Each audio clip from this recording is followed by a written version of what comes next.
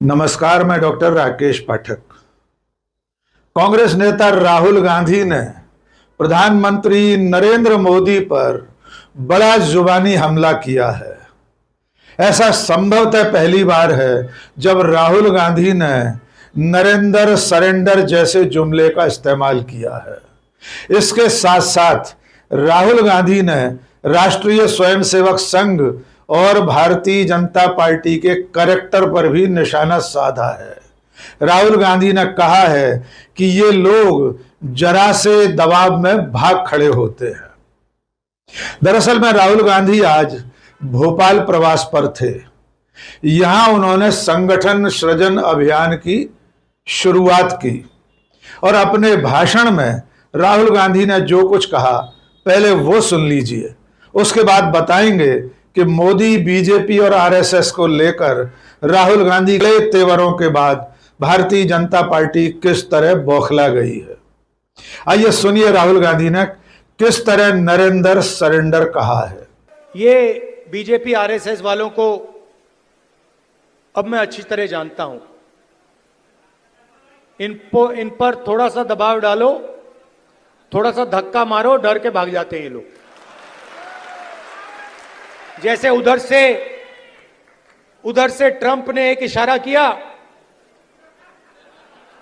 Phone उठाया, कहा मोदी जी क्या कर रहे हो?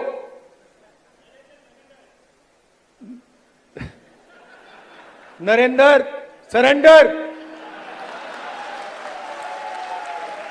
और जी हजूर करके नरेंद्र मोदी जी ने ट्रंप के इशारे का पालन किया। तो राहुल गांधी बहुत साफ साफ कह रहे हैं कि अब मैं बीजेपी आरएसएस वालों को जानने लगा हूं, अच्छी तरह पहचानने लगा हूं। ये लोग थोड़े से दबाव में, थोड़ा सा धक्का मारने पर डर जाते हैं और भाग खड़े होते हैं। लेकिन इस पूरे भाषण में जो सबसे ज्यादा तीखा हमला है वो प्रधानमंत्री नरेंद्र मोदी पर है। वे असल में भारत और पाकिस्तान के बीच 4 दिन चले संघर्ष, ऑपरेशन सिंदूर के बाद जिस तरह से सीज फायर हुआ उस पर निशाना साध रहे थे। आप सब जानते हैं कि 10 मई को अमेरिका के राष्ट्रपति डोनाल्ड ट्रंप ने एक ट्वीट करके पूरी दुनिया के सामने यह ऐलान कर दिया था कि उनके निर्देश पर, उनके दखल पर भारत और पाकिस्तान के बीच सीज फायर हुआ है। तब से डोनाल्ड ट्रंप कम से कम 10 बार इस बात को दोहरा चुके हैं कि उन्होंने भारत और पाकिस्तान के बीच सीज फायर करवाया। राहुल गांधी इसी बात पर निशाना साधते हुए कह रहे थे कि डोनाल्ड ट्रंप ने इशारा किया, फोन उठाया, उधर से कहा क्या हो रहा है मोदी जी, नरेंद्र सरेंडर, और उसके बाद मोदी जी ने डोनाल्ड ट्रंप के इशारे का पालन कर दिया। राहुल गांधी यहीं नहीं रुके। एक तरफ वे नरेंद्र मोदी को नरेंद्र सरेंडर कह रहे हैं, ये बता रहे हैं कि डोनाल्ड ट्रंप के टेलीफोन पर जी हुजूर कहकर नरेंद्र मोदी ने ट्रंप के निर्देश का पालन कर दिया। लेकिन इसके साथ साथ राहुल गांधी भारत और पाकिस्तान की उस ऐतिहासिक लड़ाई की याद भी दिला रहे हैं जिसके बाद भारत ने पाकिस्तान के 2 टुकड़े कर दिए थे। उन्होंने कहा कि तब टेलीफोन नहीं आया था, तब 7th फ्लीट आया था, 7वां जहाजी बेड़ा आया था, यानी अमेरिका का जो जहाजी बेड़ा पाकिस्तान की मदद के लिए आया था उसे किस तरह इंदिरा गांधी ने लौटने पर मजबूर कर दिया था। आइए एक बार फिर ये टुकड़ा सुन लीजिए जिसमें राहुल गांधी कह रहे हैं कि तब टेलीफोन नहीं आया था, 7th फ्लीट आया था, लेकिन इंदिरा गांधी जी ने कह दिया था कि अब भारत नहीं रुकेगा। आपको एक समय याद होगा जब फोन कॉल नहीं आया था, 7th फ्लीट आई थी, 71 की लड़ाई में 7th फ्लीट आई थी, हथियार आए थे, एयरक्राफ्ट कैरियर आया था। इंदिरा गांधी जी ने कहा मुझे जो करना है मैं करूंगी।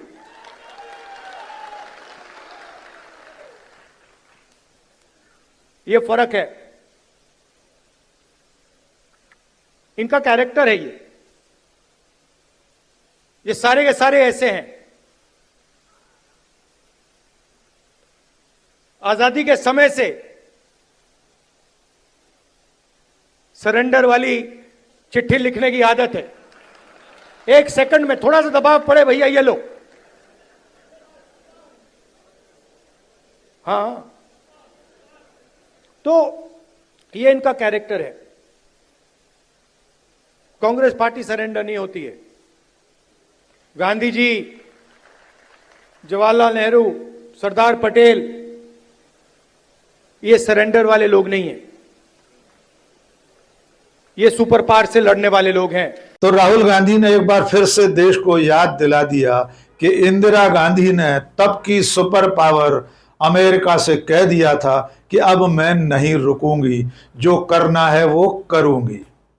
इसके अलावा राहुल गांधी ने आरएसएस और बीजेपी पर एक और तरीके से निशाना साधा है। आजादी की लड़ाई में जिस तरह संघ के लोग शामिल नहीं थे, अंग्रेजों के सामने सरेंडर रहते थे, उसको लेकर भी राहुल गांधी ने इशारों इशारों में कुछ कहा है।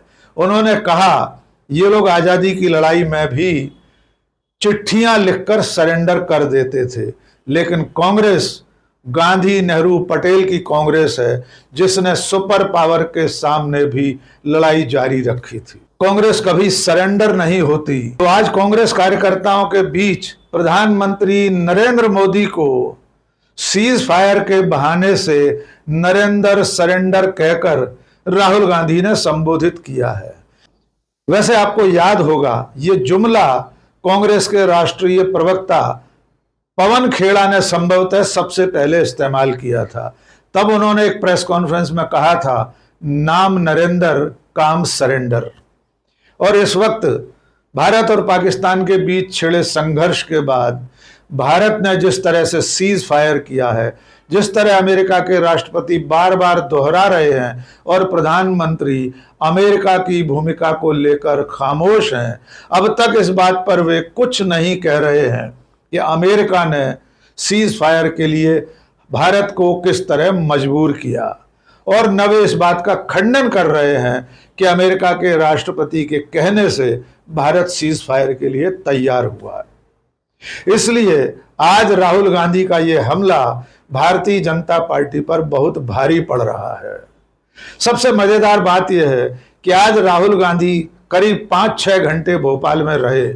कांग्रेस कार्यालय में उन्होंने राजनीतिक विषयों की अपनी एक समिति की बैठक की, कांग्रेस के जिलाध्यक्षों, ब्लॉक अध्यक्षों के साथ बातचीत की, संगठन सृजन अभियान शुरू किया। इस सारी बातचीत के बाद राहुल गांधी के इस दौरे के बाद कांग्रेस में एक तरह से नया उत्साह मध्य प्रदेश में आ गया है। हवाई अड्डे पर राहुल गांधी के आने से लेकर उनकी वापसी तक जगह जगह राहुल गांधी का जंगी स्वागत हुआ था। इस सब के दरमियान एक छोटी सी घटना ऐसी हुई जिसे भारतीय जनता पार्टी ने मुद्दा बनाने की कोशिश की। दरअसल राहुल गांधी कार्यक्रम स्थल पर पहुंचते समय श्रीमती इंदिरा गांधी की तस्वीर पर फूल चढ़ाने रुके थे। उस वक्त वे जूते पहने हुए थे। इस फोटो को भारतीय जनता पार्टी ने वायरल कर दिया। बीजेपी के प्रदेश अध्यक्ष विष्णुदत्त शर्मा और मध्य प्रदेश के मुख्यमंत्री डॉक्टर मोहन यादव ने भी इस पर टिप्पणी की और कहा कि जूते पहनकर किसी के चित्र पर फूल चढ़ाना ठीक नहीं है। लेकिन यह मुद्दा भी बीजेपी पर बूमरैंग कर गया। चंद मिनट में सोशल मीडिया पर सैकड़ों लोगों ने ऐसी ऐसी तस्वीरें पोस्ट कर दी जिनमें खुद प्रधानमंत्री नरेंद्र मोदी रामलीला के मंच पर भगवान राम, सीता और लक्ष्मण हनुमान जी के स्वरूप वाले कलाकारों को जूते पहनकर उनकी पूजा कर रहे हैं। इसके अलावा डॉक्टर भीमराव अंबेडकर की प्रतिमा पर नरेंद्र मोदी फूल चढ़ाते हुए भी जूते पहने देखे गए। इसके अलावा खुद मुख्यमंत्री डॉक्टर मोहन यादव की तस्वीरें इस तरह की वायरल हो गई जिसमें वे जूते पहने हैं और शहीदों के ताबूत पर फूल चढ़ा रहे हैं।